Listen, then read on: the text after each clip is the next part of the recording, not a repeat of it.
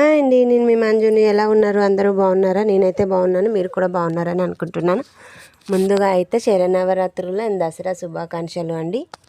ఈ అమ్మవారి దీవెనలు యూట్యూబ్ సభ్యులకు, అలాగే సబ్స్క్రైబర్లకు, ప్రేక్షకులకు అందరికీ దీవెనలు అమ్మవారి ఉండాలని మనస్ఫూర్తిగా కోరుకుంటున్నాము. ఇప్పుడు వచ్చే వీడియో అయితే మా ఇంట్లో 4th డే వీడియో అనమాట. ఇది కాత్యాయని దేవికి అయితే పూజ చేసాము. ఈ అమ్మవారిని కొలవడం వల్ల ఆరోగ్య సమస్యలు కానీ ఏమైనా ఇబ్బందులు ఉన్నా అన్నీ పోతాయి అని చెప్పి మనకైతే ఎలాంటి ఇబ్బందులు లేకుండా అన్నీ తొలగిపోతాయి అన్నమాట. ఈ పూజ ఎలా చేసుకోవాలి అని అంటే, మనం మా బుజ్జి తల్లిని అమ్మవారిగా భావించి పూజ అయితే చేస్తున్నాము.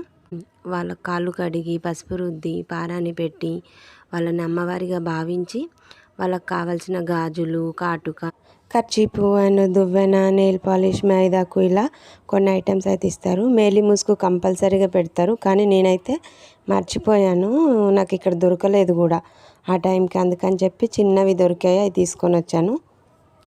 ఆ రోజు నైవేద్యం కింద ఏవైతే చేస్తామో అవన్నీ వడ్డించి వాళ్ళకి తినబెట్టి ఇలా అయితే పూజ చేసుకున్నామండి. ఈరోజైతే ఇంకా నాది రోజు పూజ అని అంటే డే 1 ఎలా స్టార్ట్ అవుతుందో డే లాస్ట్ కూడా అలాగే ఉంటుంది. కొన్ని వీడియోస్ అయితే నేను పెట్టాను అనమాట, కొన్ని సెంటిమెంట్ నాకు, అందుకని చెప్పి వీడియోస్ అయితే అసలు పెట్టాను. ఇంకా ఇలా అయితే మా ఇంట్లో అయితే పూజ కంప్లీట్ అయింది. అమ్మవారు దుర్గామాత దీవెనలు అందరికీ ఉండాలని కోరుకుంటున్నాను. ప్లీజ్ లైక్ చేయండి, షేర్ చేయండి, సబ్స్క్రైబ్ చేసుకోండి. మీ ఇంట్లో ఎలా పూజ చేశారో కామెంట్లో పెట్టండి.